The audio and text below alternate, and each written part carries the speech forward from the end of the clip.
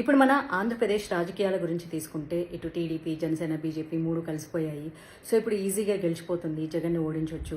అంత ఈజీ ఏం కాదు అండి. సో ఆయనకి చాలా రాజకీయ ప్రణాళికలు ఉన్నాయి. సో దాంతో పాటు జనాలకు కూడా అన్ని సంక్షేమ పథకాలు ఎక్కువగా ఇచ్చేసేయడం వల్ల కూడా ఆయన గెలిచే అవకాశం ఉంది. డబ్బులు ఖర్చు పెట్టే అవకాశం ఉంది. సో మిగిలిన వాళ్ళు ఖర్చు పెట్టరా అంటే జగన్మోహన్ రెడ్డిని కొట్టాలి అంటే చాలా జాగ్రత్తగా కష్టపడాలి. ఓన్లీ ముగ్గురు పార్టీ ప్రెసిడెంట్లు కలిసి వావ్ మనం చేద్దామంటే అవ్వదు.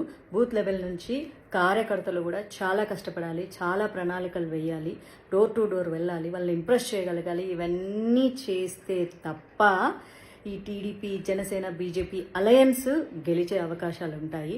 సో సింగల్గా సింహం వస్తుంది ఇవన్నీ డైలాగులు కాదు కానీ, బట్ ప్రజలు కూడా ఒక మూస ధోరణిలో ఉండి ఈ 5 సంవత్సరాలు అదే మూస ధోరణిలో ఎట్టున్నా కూడా నడిచిపోతుంది కదా అనేటటువంటి ఒక వెళ్ళిపోయారు, ఆ స్టైల్కి వెళ్ళిపోయారు. సో మళ్ళీ కూడా జగన్ గెలిచే అవకాశాలు కూడా ఉన్నాయి కాబట్టి సో చాలా కష్టపడి 3 పార్టీలు పని చేస్తే తప్ప గెలిచే అవకాశము చాలా తక్కువగా ఉంటుంది.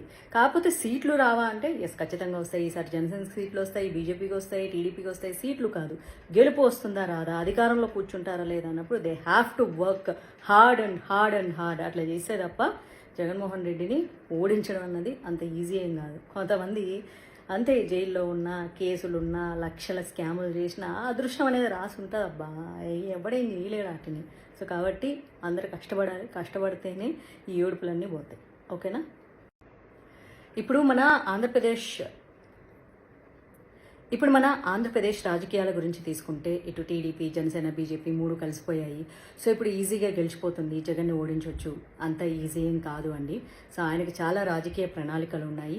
సో దాంతో పాటు జనాలకు కూడా అన్ని సంక్షేమ పథకాలు ఎక్కువగా ఇచ్చేసేయడం వల్ల కూడా ఆయన గెలిచే అవకాశం ఉంది. డబ్బులు ఖర్చు పెట్టే అవకాశం ఉంది. సో మిగిలిన వాళ్ళు ఖర్చు పెట్టరా అంటే జగన్మోహన్ రెడ్డిని కొట్టాలి అంటే చాలా జాగ్రత్తగా కష్టపడాలి. ఓన్లీ ముగ్గురు పార్టీ ప్రెసిడెంట్లు కలిసి వావ్ మనం చేద్దామంటే అవ్వదు.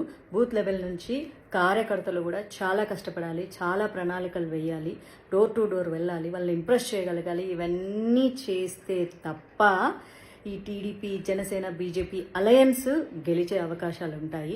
సో సింగల్గా సింహం వస్తుంది ఇవన్నీ డైలాగులు కాదు కానీ, బట్ ప్రజలు కూడా ఒక మూస ధోరణిలో ఉండి ఈ 5 సంవత్సరాలు అదే మూస ధోరణిలో ఎట్టున్నా కూడా నడిచిపోతుంది కదా అనేటటువంటి ఒక వెళ్ళిపోయారు, ఆ స్టైల్కి వెళ్ళిపోయారు. సో మళ్ళీ కూడా జగన్ గెలిచే అవకాశాలు కూడా ఉన్నాయి కాబట్టి సో చాలా కష్టపడి 3 పార్టీలు పని చేస్తే తప్ప గెలిచే అవకాశము చాలా తక్కువగా ఉంటుంది. కాకపోతే సీట్లు రావా అంటే ఎస్ ఖచ్చితంగా వస్తాయి. ఈసారి జనసేన సీట్లు వస్తాయి, బీజేపీకి వస్తాయి, టీడీపీకి వస్తాయి. సీట్లు కాదు, గెలుపు వస్తుందా రాదా, అధికారంలో కూర్చుంటారా లేదా అన్నప్పుడు they have to work hard and hard and hard. అట్లా చేస్తే తప్ప జగన్మోహన్ రెడ్డిని ఓడించడం అన్నది అంత ఈజీ ఏం కాదు. కొంతమంది అంతే జైల్లో ఉన్న, కేసులున్నా, లక్షల స్కాములు చేసినా అదృష్టం అనేది రాసి ఉంటుంది. అబ్బా ఎవడేం చేయలేడు వాటిని. సో కాబట్టి అందరు కష్టపడాలి, కష్టపడితేనే ఈ ఏడుపులన్నీ పోతాయి. ఓకేనా?